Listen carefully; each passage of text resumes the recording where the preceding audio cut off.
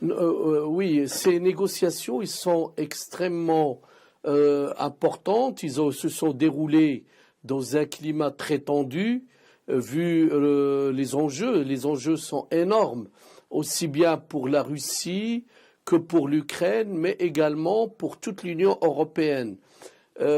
Pour l'Ukraine, il est indispensable et même, je dirais, obligatoire d'aboutir à un accord parce que le pays connaît des difficultés économiques inextricables et malgré toutes les aides du FMI ou de l'Union européenne, ce pays ne pourra jamais s'en sortir sans le retour à une situation de paix, de sécurité et aussi à ce à ce que le climat à l'intérieur du pays soit apaisé. Évidemment, on ne peut pas, d'une baguette magique, régler tous les problèmes. Nous connaissons tous l'origine de ces problèmes. Au départ, nous avons assisté à une tentative de négociation entre l'ancien président ukrainien avec l'Union européenne qui n'a pas abouti. Et cet accord qui était à l'arraché, qui, à mon avis, a déstabilisé vraiment l'Ukraine en ce sens où il n'a pas permis de respecter l'alternance politique. C'est-à-dire il y avait un président élu, un parlement élu, et l'Union européenne a fait le forcing pour intégrer d'une manière ou d'une autre l'Ukraine au giron européen. Derrière tout ça, il y a également la volonté américaine pour à terme intégrer l'Ukraine à l'OTAN. Et j'ai toujours pensé le soir même, j'ai fait une déclaration le soir même de l'échec des négociations entre l'Union européenne et l'ancien président ukrainien. J'avais dit que l'Ukraine devrait rester un trait d'union entre l'Europe de l'Est et l'Europe de l'Ouest. Et puis l'Ukraine ne peut pas se séparer de son histoire et aussi de ses relations historiques avec la Russie.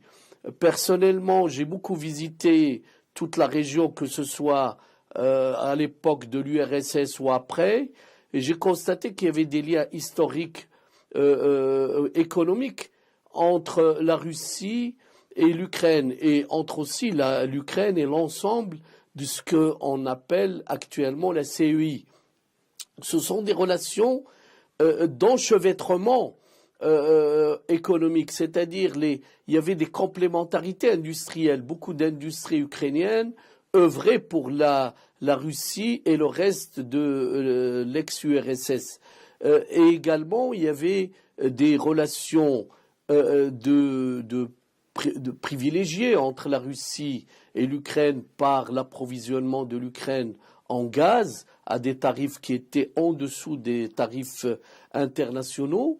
Donc l'Ukraine avait et a toujours plus d'intérêt à échanger avec la Russie et l'ancienne CEI compte tenu de la spécificité de ses produits, la spécificité de ses industries, sachant que à l'est de l'Ukraine, il y a des industries lourdes qui sont orientées, qui ont toujours été orientées, même à l'époque du Comecon, vers l'ex-URSS et enfin actuellement la CEI.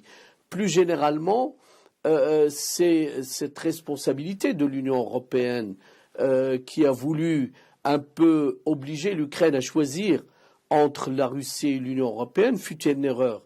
Maintenant, si il y a une prise de conscience de la part de l'Allemagne surtout et de la France qu'il faut aboutir à une solution négociée, pas la guerre, tant mieux, et c'est une excellente chose, et je pense que le président François Hollande et Angela Merkel, ils ont bien fait d'œuvrer pour rapprocher les points de vue entre le président Poutine et Porochenko, monsieur Porochenko, au moins dans un accord d'arrêt des combats, et ensuite de régler les problèmes constitutionnels qui se poseront et qui se posent actuellement, c'est le statut de la population russophone de l'Est de l'Ukraine.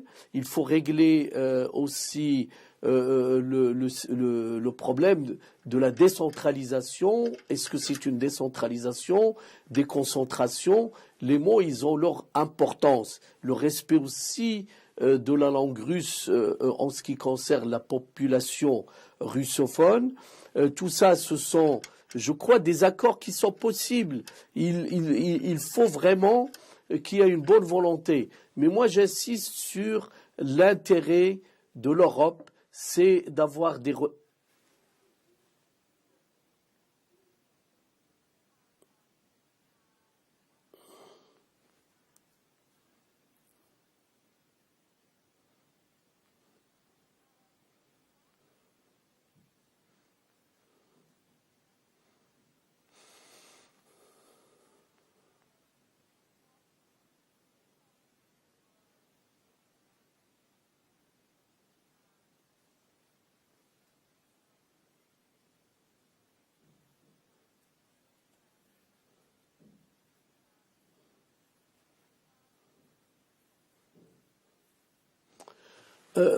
Vraiment, l'Ukraine, c'est un pays qui a connu beaucoup de difficultés, de transition entre l'ancien système communiste et l'économie de marché.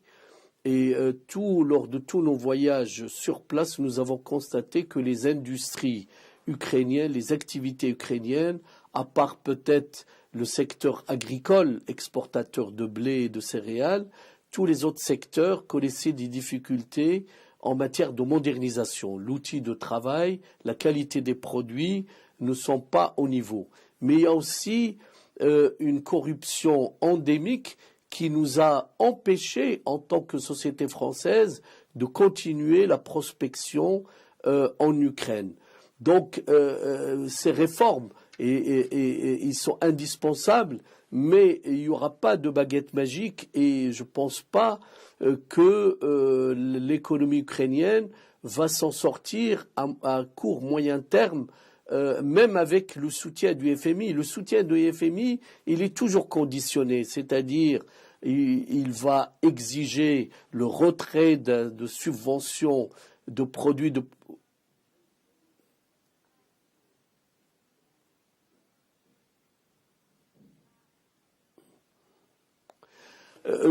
J'ai toujours pensé que l'avenir de l'Ukraine, c'est des relations avec ses voisins qui sont à l'Est, c'est-à-dire la Russie et l'ex-pays de l'URSS, enfin tout le bloc de la CUI, des pays indépendants, et également de se tourner vers l'Union européenne pour un certain nombre de projets d'investissement et d'avoir une relation équilibrée des deux côtés, à l'Est et à l'Ouest.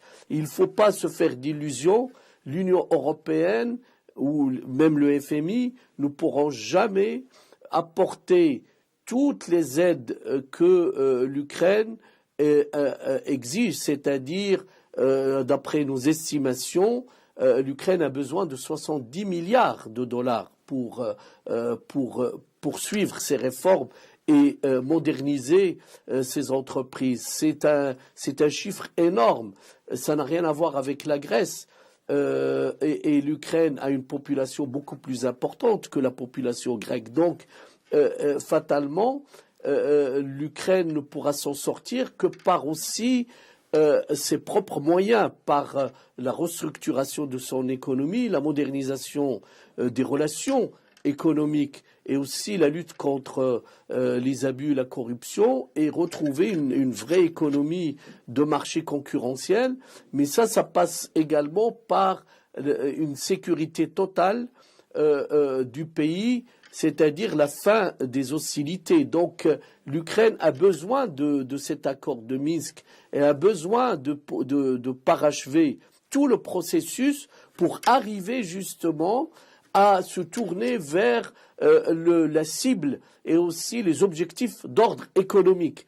Et actuellement, l'Ukraine ne s'en sortira pas s'il n'y a pas un retour à la paix et s'il n'y a pas une normalisation de l'ensemble donc des données géostratégiques, mais aussi constitutionnelles, mais aussi l'adhésion de toutes les régions de l'Ukraine à un projet global qui donne satisfaction aux minorités, qui donne satisfaction à toutes les régions. Donc par peut-être soit un État fédéral, ou soit une décentralisation très poussée avec l'octroi d'autonomie. C'est le seul moyen pour l'Ukraine pour entamer la restructuration de son économie et puis sa modernisation avec une ouverture. Je pense que l'ouverture devrait se faire avec l'ensemble des pays. Il ne faut pas de se faire d'illusions. Le seul débouché des produits ukrainiens, ça ne peut pas être seulement l'Union européenne, loin de là. Il faut vraiment que l'Ukraine envisage de diversifier ses relations économiques au-delà même du continent européen.